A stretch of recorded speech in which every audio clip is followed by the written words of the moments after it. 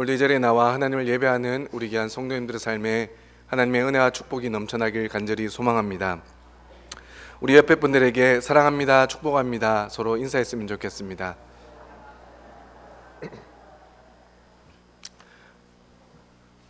오늘 제목처럼 다시 한번 인사했으면 좋겠습니다. 여호와를 경외하는 사람이 되시기 바랍니다. 할렐루야.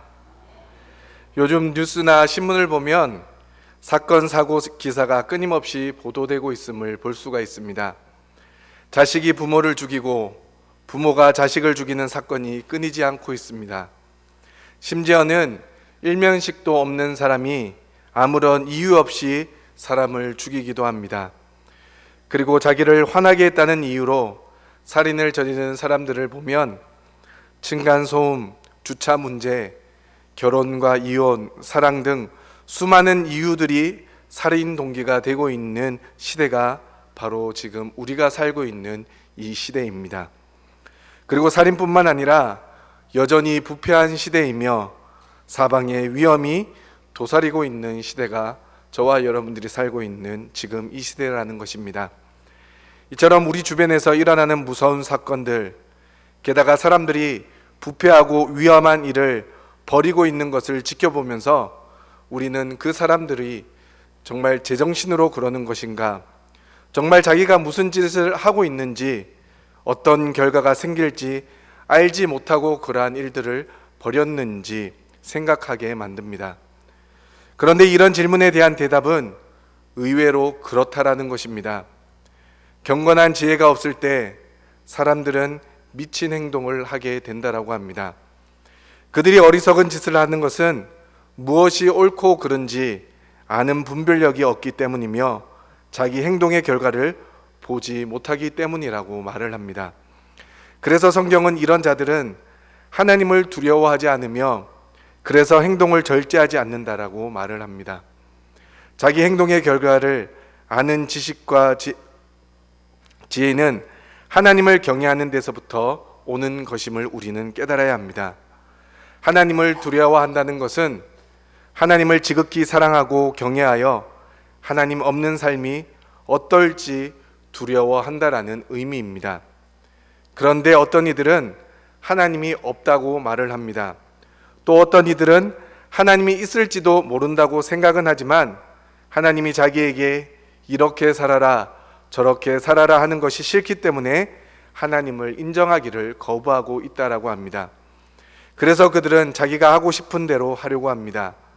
성경은 이런 사람들에 대해서 깨닫는 자도 없고 하나님을 찾는 자도 없고 다 치우쳐 함께 무익하게 되고 선을 행하는 자는 없나니 하나도 없도다. 파멸과 고생이 그 길에 있어 평강의 길을 알지 못하였고 그들의 눈앞에 하나님을 두려워함이 없느니라 함과 같다라고 말씀해 주고 있습니다. 이와 대조적으로 주님에 대한 두려움은 이와 정반대로 행동하게 만듭니다. 하나님을 경외하는 사람은 하나님과 하나님의 진리를 추구하고 옳은 것을 행하며 열심히 살고 헐뜯고 깎아내리기보다 칭찬하여 세워주고 화평을 부르고 악에서 떠나는 사람들입니다. 그 대표적인 사람이 오늘 본문의 시를 기록한 다윗입니다. 다윗은 그의 삶은 오직 하나님을 경외하며 하나님의 뜻에 합당한 삶을 살려고 노력했던 사람이었습니다. 그래서 다윗은 하나님뿐만 아니라 많은 사람들에게서도 인정을 받았을 만큼 우리에게 본이 되는 사람이었습니다. 잠시 다윗의 인생에 대해서 먼저 살펴보면 다윗은 하나님께 인정받았던 사람입니다. 다윗은 마지막 사사이며 선지자였던 사무엘을 통해 기름 부음을 받았던 사람입니다. 사무엘상 17장에 보면 여호와께서 이르시되 이가 그니 일어나 기름을 부으라 하시는지라 사무엘이 기름 뿔병을 가져다가 그의 형제 중에서 그에게 부었더니 이날 이후로 다윗이 여호와의 영에게 크게 감동되었다라고 말씀해 주고 있습니다. 이는 하나님께서 친히 다윗에게 기름 부으셨다라는 것을 의미해 주는 말씀입니다. 그리고 사도행전 13장에 보면 이새의 아들 다윗을 만나니 내 마음에 맞는 사람이라 내 뜻을 다 이루리라고 말씀해 주고 있습니다. 개역 한글 성경은 이 부분을 조금 더 쉽게 말씀해 주고 있는데, 개역 한글에는 이렇게 기록되어 있습니다. 다윗을 만나니 내 마음에 합한 사람이라고 말씀해 주고 있습니다. 다시 말해 하나님 마음에 꼭 들었던 사람이 다윗이라는 뜻입니다. 다윗이 하나님 마음에 꼭 들었으니 하나님께서 얼마나 다윗을 보면서 기뻐하셨겠습니까? 다윗을 볼 때마다 얼마나 사랑스러웠겠습니까? 하나님 마음에 든다는 것은 대단히 중요한 일입니다. 다윗의 아들 솔로몬은 하나님께 듣는 마음을 달라고 기도했더니 그 기도가 하나님의 마음을 기쁘게 해드렸습니다. 개인의 이익과 욕심을 위해 구한 것이 아니라 나라와 하나님의 백성들의 유익을 위해 구했더니 하나님께서 그 기도를 기쁘게 받으셨다라고 성경은 우리에게 말씀해 주고 있습니다. 그래서 하나님께서 그 기도를 기쁘게 받으셨더니 지혜뿐만 아니라 부귀와 영광도 함께 주셨다라고 성경은 말씀해 주고 있습니다. 솔로몬은 한 번의 기도로 하나님을 기쁘시게 하였더니 지혜뿐만 아니라 부귀와 영광도 얻었는데, 다윗은 그의 삶 전체가 하나님의 마음에 합한 자였으니 하나님의 뜻을 이루는 복된 삶을 살기에 충분한 사람이었다는 것을 우리에게 알려주고 있습니다. 그러므로 저와 여러분들도 다윗의 모습을 본받아 하나님의 마음에 합한 사람으로 인정받아 하늘의 소리인 이는 내 사랑하는 아들이요 내 기뻐하는 자라는 축복을 받아 누리시기를 간절히 소망합니다. 다윗은 또한 자식으로부터도 인정받았던 사람입니다. 부모를 제일 잘하는 사람은 자식일 것입니다. 자식이 부모를 인정하면 그것만큼 기쁘고 감사한 일은 없을 것이며 그 사람은 틀림없이 훌륭한 사람일 것입니다. 그래서 어느 목사님은 그 교회에서 장로님을 세울 때에 아내와 자녀들을 불러서 상담을 한다고 합니다. 아버지가 장로가 되는 것에 이의가 없습니까? 아버지가 장로의 자격이 있다고 동의하십니까? 정말 기쁨으로 그 모든 것을 받아들일 수 있으십니까? 그런데 그러한 질문에 어떤 자녀는 그 질문을 받자마자 막 울기 시작했다고 합니다. 그러면서 우리 아버지는 장로가 되어서는 안 됩니다. 교회에서 보여지는 모습과 집에서 보여주는 모습은 극과 극의 모습입니다. 우리 아버지는 절대로 장로의 자격이 없습니다 라면서 흐느낀 적도 있다라고 합니다. 그런데 솔로몬을 보십시오. 아버지 다윗 왕을 얼마나 인정하고 극찬하고 있습니까? 열왕기상 3장 6절 말씀을 보면 솔로몬이 하나님 앞에서 아버지 다윗 왕을 다음과 같이 표현하고 있습니다. 내 아버지 다윗이 성실과 공의와 정직한 마음으로 주와 함께 주 앞에서 행함으로 주께서 그에게 큰 은혜를 베푸셨다라고 그의 아들 솔로몬이 고백하고 있는 것입니다. 솔로몬의 이러한 고백은 너무나 귀한 고백이 아닐 수 없습니다. 여러분들의 자녀들이 여러분들을 생각하며 하나님 앞에서 이런 고백을 한다고 생각해 보십시오. 그 감동은 어떤 말로도 표현할 수가 없을 것입니다. 저에게도 2명의 자녀들이 있습니다. 작은 애는 아직 말도 못해서 옹알이만 열심히 하고 있고, 큰 애는 요즘 말문이 터져 어떨 때는 생각지도 못한 말들을 내뱉어서 저희들을 깜짝깜짝 놀라게 할 때가 참 많이 있습니다. 그런데 이런 아이들이 하나님 앞에서 저에 대해서 어떤 고백을 할까 생각을 해봤더니 가슴이 참 답답해져 옴을 느꼈습니다. 그러면서 다시 한번 부모된 내가 먼저 하나님을 정말 잘 믿어야 되겠다, 정말 바르게 믿고 바르게 행동해야 되겠다라는 결단을 하게 되었습니다. 그러니 다윗은 참으로 행복한 사람이 아닐 수 없습니다. 아들 솔로몬에게 이런 평가를 받았으니 얼마나 성공한 사람이겠습니까? 하나님께 인정받고 자식에게까지 인정받았으니 그 은혜와 축복이 얼마나 대단한 것이겠습니까? 사랑하는 성도 여러분, 우리도 하나님 마음에 합한 자로 인정받아 다윗과 동일하게 자녀들에게도 인정받는 복된 부모된 여러분들 되시길 간절히 소망합니다. 세 번째로 다윗은 원수에게까지도 인정받았던 사람입니다. 다윗은 사울 왕을 피해 엔게디 굴 속에 숨어 있을 때 사울 왕이 3,000명의 군사를 거느리고 다윗을 죽이러 왔습니다. 사울 왕이 무장을 해제하고 무방비 상태로 용변을 보러 굴 속에 들어왔을 때 다윗의 추종자들이 사울을 처치할 수 있는 절호의 기회를 주셨다고 하면서 사울 왕을 죽이자고 말을 했습니다. 그런데 다윗의 생각은 그들의 생각과 전혀 달랐습니다. 하나님으로부터 기름 부음을 받은 왕임을 다윗은 잊지 않았던 것입니다. 그래서 가만히 접근해 사울의 옷자락 일부만 베어내었습니다. 절호의 기회가 왔지만 하나님의 뜻을 헤아려 다윗은 하나님의 뜻에 따른 올바른 선택을 하였던 것입니다. 그 후에 사울 왕이 그 사실을 알고 난 후에 사울의 입에서 무슨 말이 나왔겠습니까? 내 아들 다윗아 하면서 사울 왕은 소리 높여 울었습니다. 죽을 목숨이었는데 원수를 갚지 않고 살려주었으니 얼마나 감사했겠습니까? 그래서 사무엘상 24장에 보면 사울이 다윗을 향해 이렇게 고백하고 있습니다. 너는 나보다 의롭도다. 여호와께서 나를 내 손에 넘기셨으나 네가 나를 죽이지 아니하였도다. 네가 나를 선대하였도다.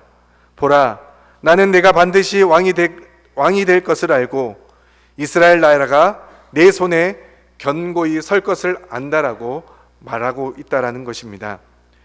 다윗을 죽이려고 다윗의 생명을 노리고 그를 쫓았던 사울의 입에서 다윗을 인정하는 축복의 고백이 나오는 것입니다.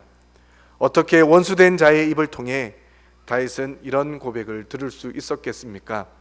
그것은 다윗이 하나님을 경외하는 자였기 때문입니다. 앞서도 말씀드렸지만 사울은 다윗과 마찬가지로 하나님께로부터 기름 부음 받은 자임을 다윗은 너무나 잘 알고 있었습니다. 그래서 단순히 왕으로서 사울을 바라본 것이 아니라 하나님께서 세우신 하나님의 사람으로 다윗은 사울을 바라보았던 것입니다.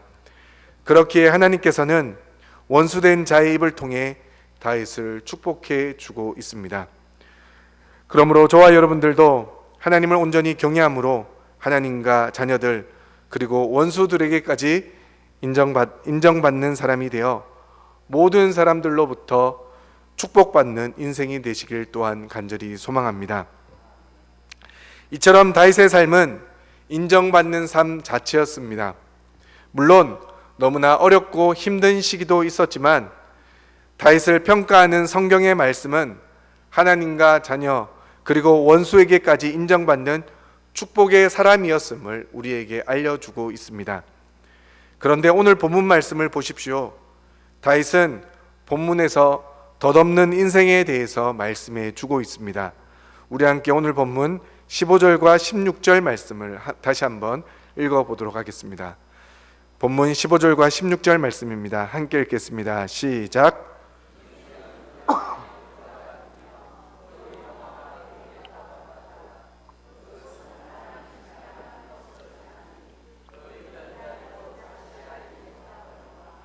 아멘.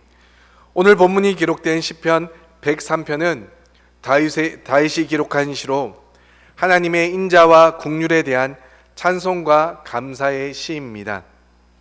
다윗은 이 시에서 자신의 생애에 하나님이 내려주신 축복에 대해서 찬양하고 있고 하나님이 그의 자녀들에게 일상적으로 베풀어 주신 인애를 말하고 있으며 인간이 하나님의 자비에 의존하고 있음을 보여주면서 모든 피조물에게 하나님께 경배를 드리자고 초청하고 있는 시가 오늘 본문인 103편의 시입니다. 그 중에서 본문 말씀은 인간의 덧없는 인생을 통해 우리가 얼마나 하나님을 의지해야 되는지 잘 알려주고 있습니다. 그렇다면 앞서도 언급했지만 하나님과 자식과 원수에게까지 인정받는 삶을 살았던 다윗이 본문 말씀에서 왜 덧없는 인생에 대해서 언급하고 있는 것이겠습니까? 그 이유는 하나님의 인자하심이 하나님을 경외하는 자에게 주어지는 축복임을 더욱 부각시키기 위해서입니다. 다른 말로 하면 하나님을 경외함이 없으면 우리의 인생은 결국 아무것도 아닌 허무한 인생임을 다윗은 우리에게 알려주고 있다라는 것입니다. 코넬 대학교의 필레머 교수는 미국 전역에서 65세 이상 노인 1,500명을 대상으로 정밀 설문조사를 실시한 바 있습니다. 질문은 인생을 살면서 배운 가장 중요한 교훈이 무엇이냐라는 질문이었습니다. 그 응답을 요약하면 걱정하면서 시간을 보내지 말았어야 했는데 온갖 것을 너무 많이 걱정한 게 후회가 된다. 쓸데없이 걱정했고 그게 가장 안타깝다라고 대답을 했다라는 것입니다. 이처럼 많은 사람들이 인생의 많은 시간을 쓸데없는 걱정을 하며 살아가고 있다라는 것입니다.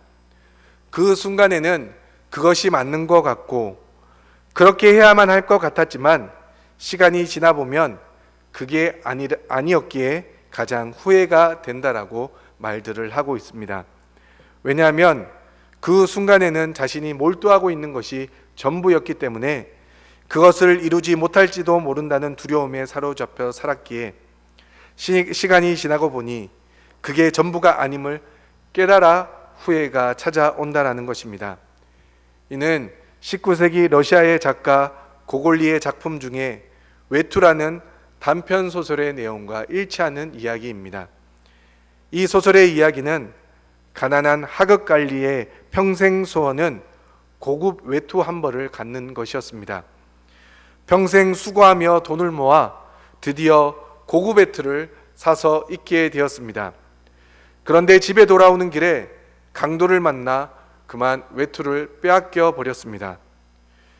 그 하극갈리에게는 고급 외투가 인생의 전부였는데 어이없게도 그것을 잃어버리니 그 갈리는 깊은 절망에 빠져버렸습니다.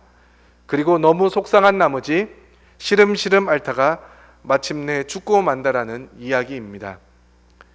이 이야기가 우리에게 주는 교훈이 무엇이겠습니까? 우리의 인생도 없어질 것에 목표를 두고 덧없는 인생을 살기에 너무나 노력하고 있지는 않습니까? 여러분들의 삶의 목표는 무엇입니까? 우리의 인생은 그리고 우리에게 주어지는 영광은 오늘 본문 말씀처럼 풀이나 들의 꽃 같아서 시간이 지나면 언젠간 모두 없어지고 말 것들입니다. 그럼에도 불구하고 우리는 잠깐 있다 없어질 것에 모든 인생을 낭비하고 그것을 이루지 못할까 두려워하며 모든 근심 걱정을 짊어진 채 살아가고 있다라는 것입니다. 만약 다윗도 이러한 두려움에 사로잡혀 살았다면 앞서 말씀드린 다윗의 삶은 존재하지 못했을 것이며 사울처럼 하나님께 버림받는 불쌍한 인생이 될 수밖에 없었을 것입니다. 이는 지금도 마찬가지입니다.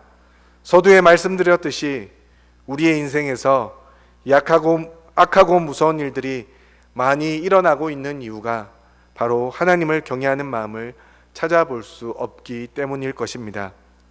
우리의 인생에서 하나님을 두려워하는 마음이 없어지면 우리의 인생은 그 순간부터 아무것도 아닌 인생이 되기 때문에 우리는 반드시 하나님을 경외하는 삶을 살아야 할 것입니다. 가끔 저희 청년 중에 한 청년이 저에게 그런 말을 합니다. 목사님은 참으로 잘 사는 것 같다고 합니다. 너무나도 잘 살아서 자기가 가지고 싶은 것을 다 가지고 있다라고 이야기를 합니다. 저는 어렸을 때부터 참으로 가난하게 살아와서 제가 잘 산다라는 것을 단 한 번도 생각해 본 적이 없었습니다. 그런데 그 청년의 눈에는 저는 차도 있고 아내도 있고 자식도 있고 그리고 좋은 핸드폰 그리고 여러 가지 기계들도 있으니 목사님은 너무나 부자이고 잘 산다고 이야기를 합니다. 그 청년과 수없이 논쟁했지만 결론은 제가 잘 사는 것입니다. 여러분들 제가 잘 살고 있습니까? 아무리 설명을 해줘도 아무리 이야기를 해줘도 그 청년의 눈에는 제가 너무 잘 살아서 저를 이기는 것이 그 청년의 목표라고 합니다.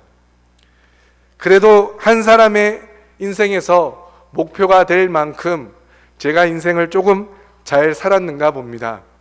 그런데 그 청년이 이야기하는 것이 다 무엇입니까? 오늘 본문에서 말하는 순간에 없어질 덧없는 인생이라는 것입니다. 그래서 오늘 본문 말씀을 준비하면서 그 청년에게 제가 논쟁하지 말고 그 청년과 이야기하지 말고 하나님을 경외하는 마음을 가르쳐야 되겠다는 생각이 들었습니다. 사랑하는 성도님들, 우리의 인생에 있어서 가장 중요한 것은 한순간에 없어질 덧없는 인생의 것들이 아닌 오직 우리 주님만을 경외하는 마음일 것입니다. 그래서 다윗은 이어서 하나님을 경외하는 사람이 받을 축복에 대해서 말씀해 주고 있습니다.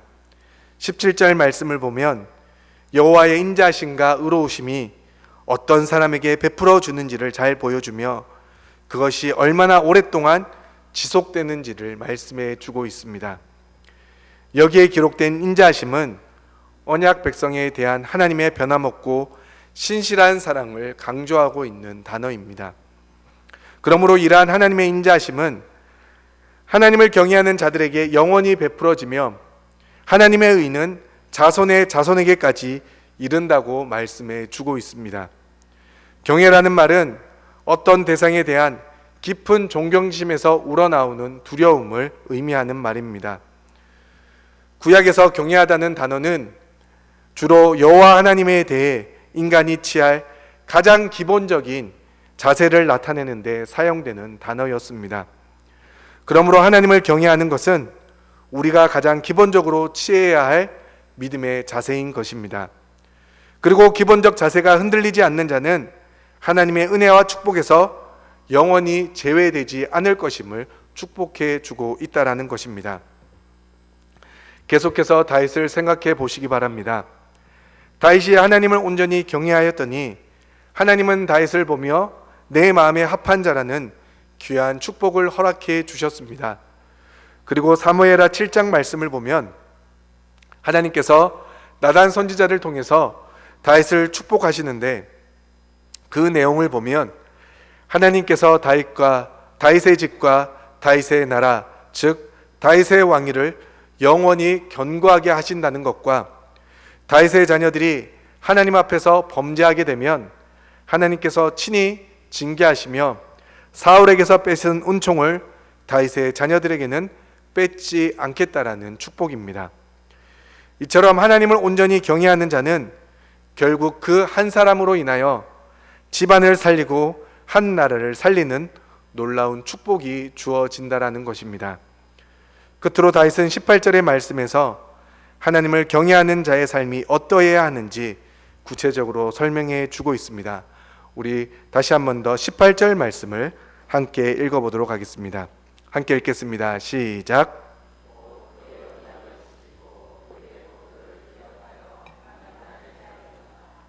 아멘.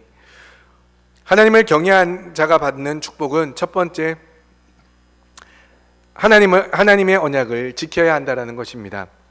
우리는 지금 약속을 우습게 여기는 시대에 살고 있습니다. 약속의 소중함이 쉽게 깨어지는 시대에 살고 있다는 것입니다. 기쁠 때나 슬플 때, 건강할 때나 아플 때 평생 사랑하기로 약속한 사람들이 약속을 쉽게 깨버리는 시대입니다. 재판정에서는 무수한 위증이 판을 치고 진실보다는 돈이 많은 사람이 증거를 조작하여 승리하는 시대입니다. 그러나 하나님을 경외하는 자는 약속의 중요성을 반드시 알아야 합니다. 오늘 본문에 기록된 언약이라는 말은 창세기 15장에 기록된 하나님과 아브라함 사이에 맺어진 헷불 언약을 어원으로 하고 있는 말입니다. 고대 근동에서 언약 체결은 먼저 짐승을 잡아 둘로 쪼개고 그 후에 그 쪼개진 고기 사이로 언약의 당사자들이 손을 잡고 걸어감으로써 그 언약이 맺어졌습니다. 그리고 이러한 언약이 맺어진 후에 그 언약을 지키지 못하면 쪼개진 고기처럼 쪼개짐을 당해 죽을 것임을 의미해 주는 언약입니다. 그러므로 하나님과의 언약은 죽음을 각오하면서까지 지켜야 하는 언약이라는 것입니다.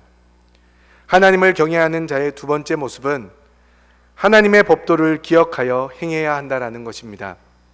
물론 아는 것도 참으로 중요합니다. 오늘날 과학의 눈부신 발전을 생각해 보면 이전의 사람들이 알지 못했던 수많은 기술을 알게 되므로 너무나 편리한 삶을 살고 있지 않습니까?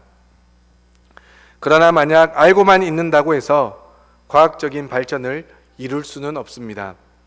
깨달아 알게 된 원리나 원칙을 응용하여 실천할 때 그에 합당한 결과물들이 만들어지기 때문입니다. 그런데 많은 성도들이 듣고 배우고 익히기에는 열심이지만 행함이 없는 삶을 살아가고 있다라고 이야기합니다. 여러 매체를 통해 유명한 설교가들의 설교를 듣고 명쾌한 신학적 해설집을 읽음으로 신앙의 지식적 측면을 습득할 수는 있습니다. 하지만 지식적으로 습득한 말씀이 실천적으로 이루어지지 않는다면 누군가를 판단하고 비판하면서 말씀과 상관없는 삶을 사는 무책임한 비판가들을 만들 뿐이라고 이야기하고 있습니다. 이는 참으로 안타까운 일이 아닐 것입니다. 우리의 인생의 선배들은 비록 우리만큼 다양한 말씀을 연구하고 접근 방법을 경험해 보지도 못했지만 그들은 능히 이 세상에 영향력을 주었고 세상을 뒤집고 바꿀 수 있는 넉넉한 힘과 능력을 가지고 있었습니다.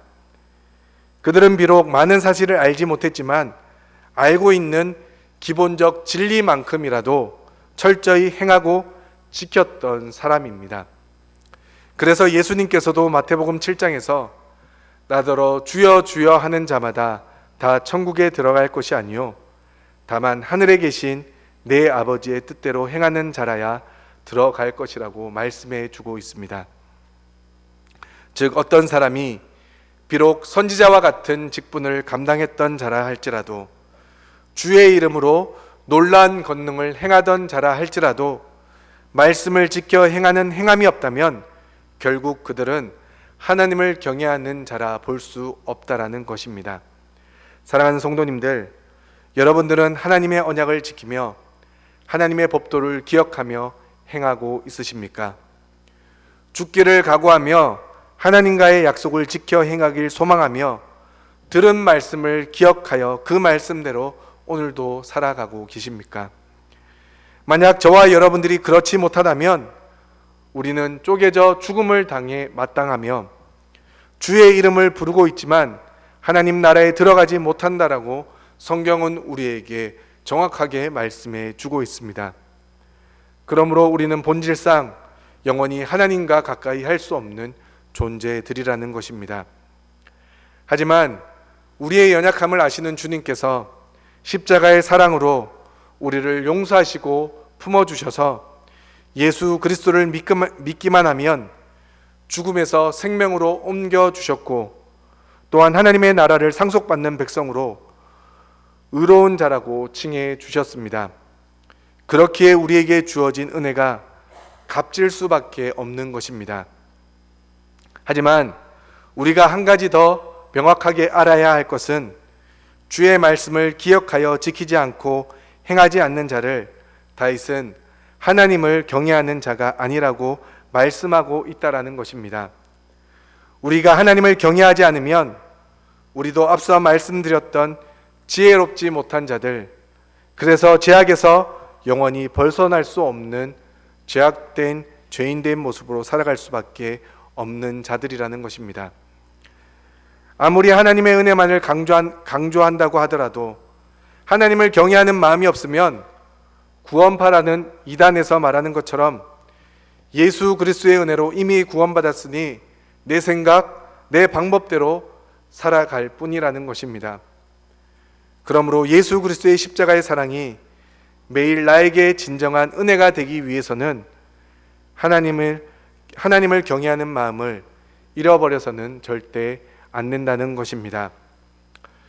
처음으로 해부학 수업을 들은 어느 의과 대학생의 일기를 통해서 말씀을 정리하려 합니다. 새 학기가 시작되고 해부학 첫 실험 시간에 해부실로 들어갔다. 해부 도구와 수술용 고무장갑 그리고 비늘로 된 앞치마에 흰 실험복까지 갇혀 있고 실험실의 문을 여니 거기에는 실험대마다 한 구씩 모두 32구의 시체가 놓여 있었다. 시체의 피부를 벗기는 것이 첫 해부학 실습 시간의 과제였는데 그 작업을 하는 동안 그것이 단지 시체일 뿐 사람이라는 생각이 전혀 들지 않았다. 아주 정교하게 만들어진 인공 모형 배를 가르고 있는 듯한 느낌이 들었다.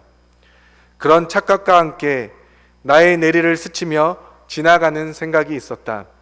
그래, 이 사람들도 살아있었을 때에는 모두 자기 자신이 세상에서 가장 잘났다고 생각하며 살았겠지. 돈도 있었고 명예도 있었고 사랑도 있었고 또 죄를 짓고자 하는 사악한 마음도 있었겠지. 그런데 이제 그들은 자신의 머리털조차 다 깎인 채 실험대에 누워있다. 부끄러움도 없이 발가벗긴 채로 말이다. 이제는 옷이 아니라 피부가 벗겨지고 근육이 잘리고 내장이 도련해지고 뼈가 추려지고 있다. 그것도 이제 막 공부를 시작한 신출내기 의사 지망생에 의해서 말이다. 이 아주머니의 얼굴에 평생 동안 발라졌던 화장품의 가격은 얼마나 되었을까? 저 아저씨는 저 손으로 얼마나 많은 돈을 만졌으며 그것으로부터 얼마나 많은 만족을 누리며 살았을까? 그 순간 갑자기 이런 질문이 떠올랐다. 지금의 나 자신과 이 시체들 사이에는 도대체 무슨 차이가 있겠는가? 그것은 참으로 대답하기 어려운 질문이었다. 굳이 차이점을 찾는다면 그들은 죽었고 나는 살아있다는 것이다. 그렇다면 나는 지금 대체 무엇을 위해 살고 있단 말인가? 우리가 살아있지만 삶과 죽음의 차이가 그리 멀지 않다. 죽은 자와 산 자의 차이는 산 자는 뭔가를 할 수 있는 기회가 아직도 주어져 있다라는 것이다. 이렇게 빠른 인생을 사는 동안 과연 우리는 무엇을 위해서 살아야 할 것인가? 이 일기에서 여러분들은 무엇을 느끼셨습니까? 저는 이 일기를 통해 하나님을 경외하지 않으면 우리의 인생이 이처럼 시체와 같음을 느꼈습니다. 그리고 우리의 인생에서 무엇을 얻기 위해 최선을 다해 노력해봤자 죽음이 오면 우리 손에 남는 것은 아무것도 아니라는 것입니다. 우리의 덧없는 인생에서 진정한 축복을 누릴 수 있는 것은 오직 하나님을 경외하는 길뿐입니다. 하나님을 경외하면 하나님의 넘치는 은혜와 축복이 여러분들의 삶과 여러분들의 가정 그리고 여러분들의 자녀들에게 임할 것이며, 하나님을 온전히 경외하면 죄악으로 어두워져 있는 이 시대를 살리고 너무나 어려워진 이 경제 가운데서도 버틸 수 있는 은혜가 주어지며 부패한 나라를 살릴 수 있는 축복이 주어진다라고 다윗은 우리에게 이 시를 통해 말씀해 주고 있습니다. 우리 하나님의 인자하심은 하나님을 경외하는 자들에게 그렇게 임할 것이기 때문입니다. 그러므로 이 자리에 나온 우리 모든 성도님들이 하나님을 경외함으로 하나님의 인자하심을 통해 여러분들의 가정과 이 지역과 이 나라와 열방을 살려내는 축복의 주인공들이 되셨으면 좋겠습니다. 그리고 그 은혜를 통해서 우리 자녀의 자손에게까지 그리고 영혼에서 영원까지 그 은혜가 끊어지지 않도록 믿음의 유산을 잘 이어갈 수 있는 하나님을 경외하는 믿음의 선배들 되어주시길 시간 주님의 이름으로 간절히 축원합니다. 기도하시겠습니다.